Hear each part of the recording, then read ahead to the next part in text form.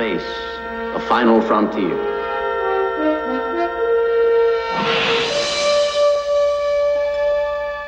These are the voyages of the starship Enterprise.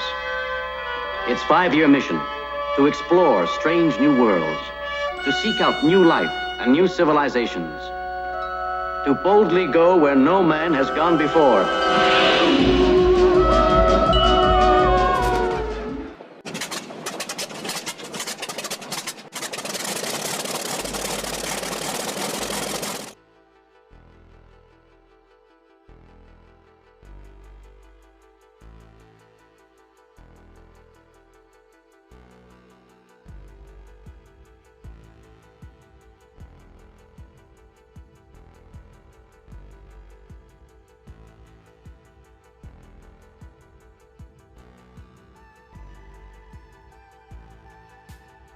Jumping right into the build, main parts go together. There are some gap issues. You're going to need some putty, top to bottom on the main bottom section. The upper saucer section, the fit's decent, but there's a little bit of an overhang that requires some sanding and filling. The engine nacelles, the alignment was a little bit difficult on those. Or you start on one end and work your way to the other end, gluing as you go, kind of let it set up. It's manageable. The smaller additions that go on to the actual engine tubes themselves, there was no pins per se on them, so I made some out of stretch sprue just to help with the alignment while it was being assembled.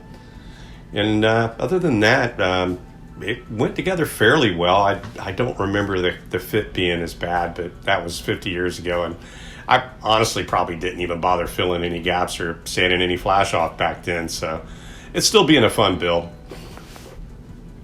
So in preparation for the main painting, I did all the darker colors that I'll be masked off, and I used a compass cutter to cut out the circles for the, I guess they're called Broussard collectors up front, and I'm not sure what you call the tail end of the assembly there, but the exhaust, for lack of a better word.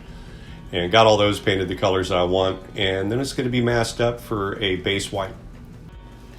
Painting the collectors, all the paint so far that I've used has been testers. Painting the collectors, I wanted to give it a little bit more of a enhanced look. I started out with the base of brass, then I came back using some post-it notes for a straight edge and laid down some silver, then freehanded some yellow and some white highlights. Then I came back with some candy, thinned down 50% with reducer, and then I cut it a little bit more with some clear and oversprayed the candy until I got the depth that I was looking for. This is actually my second attempt. The first time I didn't thin the candy enough, and I didn't do a test spray, which I should have done. That's on me. So I wound up having to paint this twice to get it where I was at least halfway happy with it. But for what it is, I think it came out okay. Saucer section to main body fit is probably the most horrible point of this kit. I had to shave off the tab up front so I could move the body more forward on the saucer section, and then had to come back with some perfect plastic putty. And to try to keep the repair to a minimum, I masked the surrounding areas. But the perfect plastic putty's water-based, so it's real easy to work with. But and you can see on the body underneath the saucer where I've sanded the other bit of putty that had to go on there. But after this, we've got a coat of primer on it, and used the Mr. Surfacer, and it worked out okay in the end. But the original Aurora kit came with the simplified base. The AMT kit comes with this nice dome base with a metal pin for the support. So I used some Tamiya putty thinned with some lacquer thinner and some Mr. Surfacer and an old paintbrush, and stippled it on to give it some texture, make it look more like a 3D relief map, give it a little bit more character. Then I came back with some artist oils, using various browns, whites, and just a hint of blue and a little bit of red, and using some sponge technique and a little bit of smearing technique, came out with this streaked planet look. And the model was based with white base coat. After that cured off, I sealed it down with some clear, reduced 50%, then applied the decals, let that sit for 24 hours. After that set up and was ready, I used an automotive 2K clear, reduced 50%, and I sprayed it right around 30 to 40 psi and gave it 2 good dust coats, and that gave it a real nice final clear that it laid down really well. And that's the build of the AMT Starship Enterprise in 1/650 scale. It's kit number 947, and it does have some inaccuracies. If you're going for a very accurate rendition of what was on the actual TV series, this ain't it.